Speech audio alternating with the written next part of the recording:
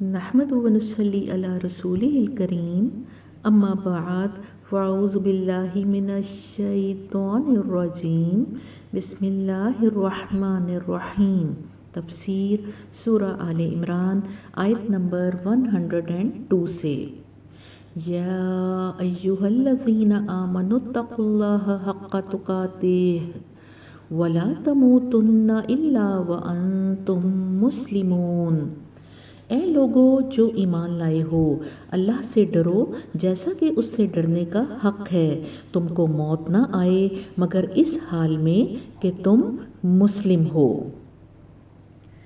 اللہ سبحانہ وتعالیٰ نے جنتیوں کی جو صفت بتائی تھی وہ تھی تقوی۔ اب یہاں اس آیت میں اللہ اسی تقوی کا مطالبہ کر رہا ہے اور اللہ کہتا ہے کہ ڈر جاؤ۔ ہم سب کہتے ہیں کہ ہم تو اللہ سے ڈرتے ہیں، لیکن اللہ کہتا ہے کہ صرف ڈرنا نہیں ہے، اور ڈرنا تو ہے لیکن کس طرح سے ڈرنا ہے؟ حق تقاتہ، جیسا کہ ڈرنے کا حق ہے اس طرح ڈرنا ہے۔ اب حق تقاتہ کیا ہے؟ کہ اللہ کا ڈر ہر ڈر پر غالب ہو جائے، اللہ کے سوال کا، حساب کا، پوچھ پکڑ کا، اس کی خفگی کا، اس کے عذاب کا، سزا کا، جہنم کا، اور اس کے سامنے کھڑے ہونے کا ڈر۔ حق تقاتہ ہی کیا کہ یہ تقوی تمام خوفوں پر غالب آ جائے۔ حق تقاتہ ہی یہ بھی ہے کہ اللہ کے ناراض ہونے کا ڈر اور اس کے سوال کا ڈر اپنے رشتہ داروں، برادری اور سہیلیوں کے سوال سے زیادہ ہو جائے۔ اب یہ تقوی کہاں سے ملے گا؟ تقوی کی کوئی گولی، کوئی ٹیکا، کوئی انجیکشن نہیں ہے، یہ اللہ کی پہچان سے ملتا ہے۔ اللہ کی ذات، صفات، اس کے اختیارات، طاقت کی پہچان سے ملتا ہے۔ تقوی علم اور پہچان سے آتا ہے، اور یہ پہچان کیسے ہوگی؟ اللہ سبحانہ وتعالیٰ اب اگلی آیت میں ہمیں بتا رہے ہیں کہ یہ پہچان کیسے ہوگی۔ اگلی آیت، آیت نمبر 103 دیکھیں۔ وَاعْتَصِمُوا بِحَبْلِ اللَّهِ جَمِيعًا وَلَا تَفَرَّقُوا۔ سب مل کر اللہ کی رسی کو مضبوط پکڑ لو اور تفرقے میں نہ پڑو۔ اب اللہ سبحانہ وتعالیٰ نے یہاں پر طریقہ بتا دیا کہ اللہ کی رسی کو تھام لو۔ اب سوال یہ ہے کہ اللہ کی رسی کیا ہے؟ آپ صلی اللہ علیہ وسلم نے فرمایا تھا کہ میں تمہارے پیچھے 2 چیزیں چھوڑے جا رہا ہوں، کتاب اللہ اور سنت۔ ان دونوں کو تھامے رکھو گے تو رستہ گم نہیں کرو گے۔ تو گویا اللہ کی رسی کیا ہے؟ قرآن اور حدیث۔ تو معاشرے میں تقوی قائم کرنے کے لیے اس رسی کو تھامنے کا حکم ہے، اور اب آپ نے یہ دیکھنا ہے کہ اس رسی کو ہم نے تھامنا کیسا ہے۔ کیا ہم نے ایسے کرنا ہے کہ ہم اکیلے گھر میں بیٹھ کر اس رسی کو پکڑ لیں؟ نہیں، کیا حکم آ رہا ہے؟ جمیعا، اکٹھے تھام لو اور تفرقے میں نہ پڑو، کیونکہ جب مل کر تھامو گے تو کیا ہوگا؟ تفرقے ختم ہو جائیں گے، فرقہ گروہ ختم ہو جائیں گے۔ تو اللہ مطالبہ کر رہا ہے کہ اس رسی کا سرا پکڑو، دوسرا سرا دوسرے کو تھماؤ، اور آگے کسی اور کو تھمائے، یعنی وہ آگے کسی اور کو تھمائے، تاکہ آپ سب لوگ ایک سرے سے پرو کر سیسا پلائی دیوار بن جائیں، اور اسی میں ہمارے مسائل کا حل ہے۔ تو اس حل کے طور پر اللہ سبحانہ وتعالیٰ نے یہ مثال دی ہے۔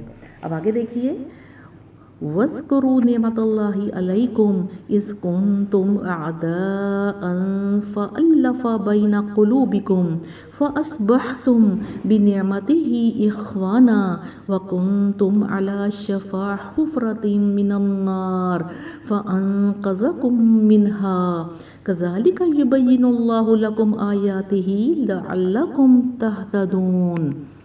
اللہ کے اس احسان کو یاد رکھو جو اس نے تم پر کیا ہے۔ تم ایک دوسرے کے دشمن تھے، اس نے تمہارے دل جوڑ دیے، اور اس کے فضل و کرم سے تم بھائی بھائی بن گئے۔ تم آگ سے بھرے ہوئے ایک گڑھے کے کنارے کھڑے تھے، اللہ نے تم کو اس سے بچا لیا۔ اس طرح اللہ اپنی نشانیاں تمہارے سامنے روشن کرتا ہے، شاید کہ ان علامتوں سے تمہیں اپنی فلاح کا سیدھا راستہ نظر آ جائے۔ यहाँ पर किस गढ़े کی بات ہو رہی ہے؟ اصل میں اللہ نے وَاعْتَصِمُوا بِحَبْلِ اللَّهِ جَمِيعًا کے لیے ایک مثال بیان کی ہے۔ یہ مثال مدینہ کی بستی کی مثال ہے کہ اللہ کی رسی کو تھامنے کے بعد کیا ہوتا ہے کہ جب مدینہ کی بستی میں نبی صلی اللہ علیہ وسلم کی نبوت سے پہلے اوس اور خزرج کے درمیان ایک طویل جنگ تھی جسے جنگ براس کہا جاتا ہے۔ ان دونوں کے درمیان 200 سال لمبی جنگ جس میں ہزاروں کی تعداد میں افراد قتل ہوئے، انتقام کی آگ میں گھر جل گئے۔ جب نبی کریم صلی اللہ علیہ وآلہ وسلم کی تعلیمات مدینہ پہنچیں تو یہ اوس اور خزرج بھائی بھائی بن گئے، لڑائی ختم ہو گئی، آگ کے شعلے بجھ گئے اور پھر اوس اور خزرج نے بازو کھول کر مکہ والوں کو بلایا۔ تو اب مدینہ والے انصار اور مکہ والے ان کے بھائی بن گئے۔ زمین پر رسی تھامنے والوں کے یہ اثرات دیکھیں کہ مواخات مدینہ، مدینہ کا بھائی چارہ، یہ کیا تھا؟ یہ اللہ کی رسی کو تھامنے کے اثرات تھے۔ تو آج یہ آیت ہمارے مسائل کا بھی حل بتا رہی ہے کہ آج فتنے، فساد، لڑائی، یہ ان سب کا حل کیا ہے؟ کہ اللہ کا تقوی کرنا ہے، لوگوں کے دلوں میں تقوی کا چوکی دار بٹھانا ہوگا۔ اور یہ حل کیسے ہوگا؟ کہ جب سب اللہ کی رسی کو مل کر تھام لیں گے، اور مل کر تھام کر پھر اس پر عمل درآمد کا طریقہ بھی بتایا جا رہا ہے۔ آگے دیکھیں آیت نمبر 104 میں اللہ سبحانہ وتعالیٰ کیا فرماتے ہیں؟ وَلْتَكُن مِّنكُمْ أُمَّةٌ يَدْعُونَ إِلَى الْخَيْرِ، تم میں کچھ لوگ تو ایسے ضرور ہی رہنے چاہیے جو نیکی کی طرف بلائیں۔ وَيَأْمُرُونَ بِالْمَعْرُوفِ وَيَنْهَوْنَ عَنِ الْمُنكَرِ وَأُولَئِكَ هُمُ الْمُفْلِحُونَ، بھلائی کا حکم دیں اور برائیوں سے روکتے رہیں، جو لوگ یہ کام کریں گے وہی فلاح پائیں گے۔ تو اللہ سبحانہ وتعالیٰ نے فرمایا کہ اللہ کی رسی کو تھام لو، ایک جماعت بن جاؤ۔ تو اب جماعت کیا کرے گی وہ اس آیت میں بتایا جا رہا ہے کہ وہ لوگوں سے کیا کہے گی یہ جماعت لوگوں کو بتائے گی کہ اللہ کی رسی کو تھامنے کے بعد مجھے خیر ملی ہے، یہ خیر تم بھی پالو۔ جب لوگ ان کی طرف آئیں گے تو وہ کیا کرے گی جماعت؟ ان کو نیکی کی اچھی اچھی باتیں بتائے گی، نماز، روزہ، زکوٰۃ، حقوق العباد، معاملات، اخلاق بتائے گی تاکہ ان کا تزکیہ ہو۔ لیکن ایک بات کا خیال رکھنا ہوگا کہ جب لوگ اس جماعت کے پاس آئیں تو ان پر تنقید نہیں کرنی، ان کا مذاق نہیں اڑانا، اپنا تکبر نہیں جتانا، بلکہ ان کو خیر اور بھلائی کی باتیں بتانی ہیں۔ پھر جب وہ اس جماعت کے ساتھ جڑ جائیں تو پھر کیا کرنا ہے؟ پھر ان میں سے برائیوں کو نکالنا ہے۔ حضرت ابو مسعود انصاری رضی اللہ عنہ سے روایت ہے کہ رسول اللہ صلی اللہ علیہ وآلہ وسلم نے فرمایا کہ جس شخص نے کسی نیک کام کی طرف کسی بندے کی رہنمائی کی تو اس کو اس نیک کام کرنے والے بندے کے اجر کے برابر ہی اجر ملے گا۔ اسے صحیح مسلم نے روایت کیا ہے۔ حضرت جریر بن عبداللہ رضی اللہ عنہ سے روایت ہے کہ میں نے رسول اللہ سے سنا، آپ صلی اللہ علیہ وآلہ وسلم فرماتے تھے کہ کسی قوم اور جماعت میں کوئی آدمی ہو جو ایسے اعمال کرتا ہو جو گناہ اور خلاف شریعت ہیں، اور اس قوم اور جماعت کے لوگ اس کی قدرت اور طاقت رکھتے ہوں کہ اس کی اصلاح کر دیں، لیکن اس کے باوجود اصلاح نہ کریں، یعنی اسی حال میں اس کو چھوڑے رکھیں، تو ان لوگوں کو اللہ تعالیٰ مرنے سے پہلے کسی عذاب میں مبتلا فرمائے گا۔ اسی طرح ایک اور حدیث ہے کہ حضرت جابر رضی اللہ عنہ سے روایت ہے کہ رسول اللہ نے بیان فرمایا کہ اللہ تعالیٰ جبریل علیہ السلام کو حکم دیا، اللہ تعالیٰ نے جبریل علیہ السلام کو حکم دیا کہ فلاں بستی کو اس کی پوری آبادی کے ساتھ الٹ دو۔ جبرائیل علیہ السلام نے عرض کیا، خداوند اس شہر میں تیرا فلاں بندہ بھی ہے جس نے پل جھپکنے کے برابر بھی کبھی تیری نافرمانی نہیں کی۔ اللہ تعالیٰ کا حکم ہوا کہ اس بندے کو، اس بستی کو اس بندے پر اور اس کے دوسرے سب باشندوں پر الٹ دو، کیونکہ کبھی ایک ساتھ کے لیے بھی میری وجہ سے اس بندے کا چہرہ متغیر نہیں ہوا۔ کیا مطلب ہے اس حدیث کا؟ اس حدیث کا مطلب یہ ہے کہ کوئی بستی تھی جس کے لوگ جو تھے وہ سخت فاسق و فاجر تھے اور ایسی بدعمالیاں کرتے تھے جو اللہ تعالیٰ کے قہر و جلال کا باعث ہوتی ہیں. لیکن اسی بستی میں ایک ایسا بندہ بھی تھا جو اپنی ذاتی زندگی کے لحاظ سے اللہ تعالیٰ کا پورا فرما بردار تھا اور اس سے کبھی کوئی غلطی سرزد نہیں ہوئی تھی. مگر دوسری طرف اس شخص کا حال یہ بھی تھا کہ وہ بستی میں فسق و فجور اور بدعمالیاں دیکھتا تھا لیکن اس کو غصہ نہیں آتا تھا. اس کے چہرے پر شکن نہیں پڑتی تھی، یعنی کہ وہ ان کی اصلاح کا ارادہ نہیں کرتا تھا، ان کو خیر کی طرف نہیں بلاتا تھا. تو اللہ تعالیٰ کے نزدیک یہ بھی اس درجے کا جرم تھا. تو جبرائیل علیہ السلام کو کیا حکم ہوا تھا کہ بستی کے فاسق فاجر باشندوں کے ساتھ اس بندے پر بھی اس بستی کو الٹ دو. تو اس سے اندازہ ہوتا ہے کہ خیر کی طرف بلانے کا کس قدر زیادہ اجر و ثواب ہے. آیت نمبر 105 پہ آ جائیں. وَلَا تَكُونُوا كَالَّذِينَ تَفَرَّقُوا وَاخْتَلَفُوا مِن بَعْدِ مَا جَاءَهُمُ الْبَيِّنَاتُ وَأُولَئِكَ لَهُمْ عَذَابٌ عَظِيمٌ.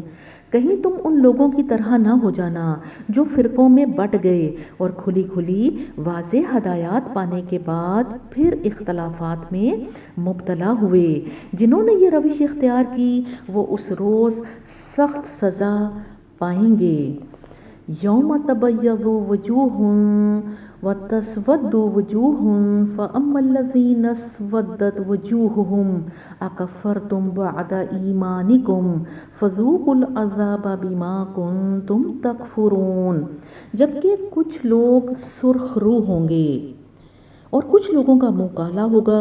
جن کا منہ کالا ہوگا ان سے کہا جائے گا کہ نعمت ایمان پانے کے بعد بھی تم نے کافرانہ رویہ اختیار کیا. اچھا تو اب اس کفران نعمت کے صلے میں عذاب کا مزہ چکھو. آیت نمبر 107. وَأَمَّا الَّذِينَ ابْيَضَّتْ وُجُوهُهُمْ فَفِي رَحْمَةِ اللَّهِ هُمْ فِيهَا خَالِدُونَ. رہے وہ لوگ جن کے چہرے روشن ہوں گے تو ان کو اللہ کے دامن رحمت میں جگہ ملے گی اور ہمیشہ وہ اسی حالت میں رہیں گے. تِلْکَ آیاتُ اللہِ نَتْلُوهَا عَلَيْکَ بِالْحَقِّ. یہ اللہ کے ارشادات ہیں جو ہم تمہیں ٹھیک ٹھیک سنا رہے ہیں. وَمَا اللَّهُ يُرِيدُ ظُلْمًا لِلْعَالَمِينَ. کیونکہ اللہ دنیا والوں پر ظلم کرنے کا کوئی ارادہ نہیں رکھتا. یعنی چونکہ اللہ سبحانہ وتعالیٰ دنیا والوں پر ظلم کرنا نہیں چاہتا اسی لیے وہ ان کو سیدھا راستہ بھی بتا رہا ہے اور اس بات سے بھی انہیں قبل از وقت آگاہ کیے دیتا ہے کہ آخرکار وہ کن امور پر ان سے باز پرس کرنے والا ہے. اس کے بعد بھی جو لوگ کجروی اختیار کریں اور اپنے غلط طرز عمل سے باز نہ آئیں تو وہ اپنے اوپر آپ ظلم کریں گے. آیت نمبر 109 پہ آ جائیں. وَلِلَّهِ مَا فِي السَّمَاوَاتِ وَمَا فِي الْأَرْضِ وَإِلَى اللَّهِ تُرْجَعُ الْأُمُورُ. زمین و آسمان کی ساری چیزوں کا مالک اللہ ہے اور سارے معاملات اللہ ہی کے حضور پیش ہوتے ہیں. آیت نمبر 109 تک مارک کر لیں. اللہ سبحانہ وتعالیٰ سے دعا ہے کہ وہ ان آیات کو صحیح طور پر سمجھنے اور ان پر عمل کرنے کی توفیق عطا فرمائے. ربنا لا تزغ قلوبنا بعد إذ هديتنا وهب لنا من لدنك رحمة إنك أنت الوهاب. آمین.